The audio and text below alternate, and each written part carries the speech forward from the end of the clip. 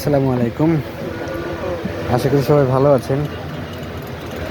বাংলাদেশ মৎস্য প্রাণী সম্পদ অধিদপ্তরের আয়ত্তাধীন এলডিডিপি প্রজেক্টের মাধ্যমে প্রান্তিক পর্যায়ে খামারিদের জাত ও মান উন্নয়নের জন্য প্রডিউসার গ্রুপ বা পিজি গ্রুপ গঠন করা হয়।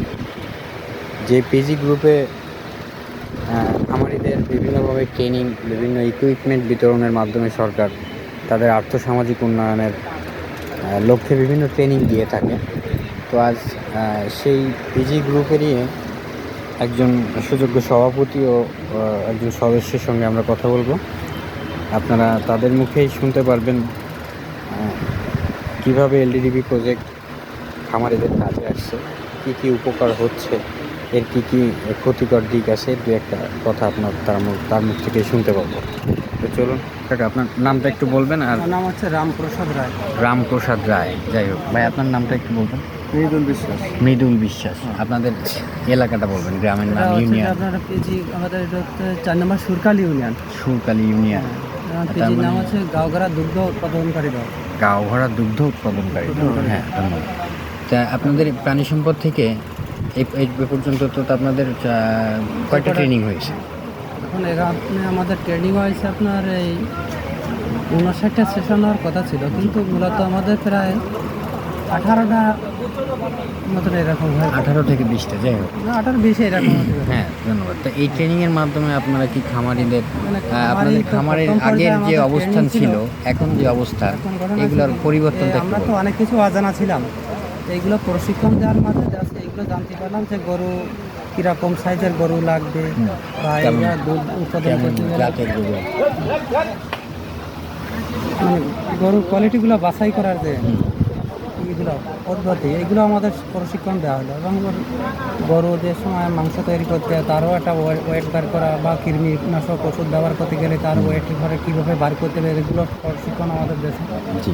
তারপরে গলগার তৈরি, গলগাটা কী মেজারমেন্ট অনুযায়ী তৈরি করতে হবে। তারপরে আছে যে দুগ্ধজাত গাভীর কী পরিমাণ খাবার দিতে হবে খাবারটা, এবং সময় মতন দেওয়া আছে কীটনাশক দিতে হবে।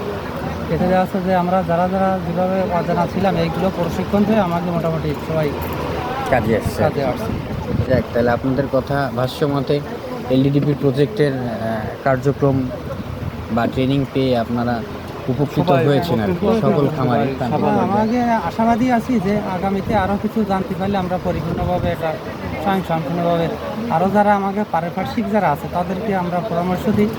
যেরকম আমাদের পক্সের একটা আক্রমণ, যে ওই যে ফাউল পক্সের যে ভ্যাকসিন দেওয়া হয়, ওটা ল্যাম্পিরিসি, যেটা ল্যাম্পেস্কিন, এটা ব্যাপক আকারে এলাকায় ছড়ায়, কিন্তু সেটা প্রশিক্ষণ আমরা মাধ্যমে জানলাম যেটা অবশ্যই আমাদের দিলে ভ্যাকসিন করিয়ে নিয়মিত ভ্যাকসিনের পর রাখতে হবে। পুরা রোগ আছে, জোড়া রোগ আছে, এরকম আবার ভাতলা আছে, গোলা পোলা, এগুলো আগের থেকে যদি আমরা ভ্যাকসিনগুলো ঠিক মতো দিতে পারি তাহলে আমাদের ব্যাপক আকারে, কারণ একটা গাভী কিনতে গেলে প্রায় 2.5 লাখ 3 লাখ। আর আগে মনে করেন একটা হঠাৎ করে একটা বার সুস্থ হয়ে গেল, কিন্তু আমরা যদি ঠিক মতো পরিচর্যা করি তাহলে যাচ্ছে রোগ বালাই আমাকে কম হবে।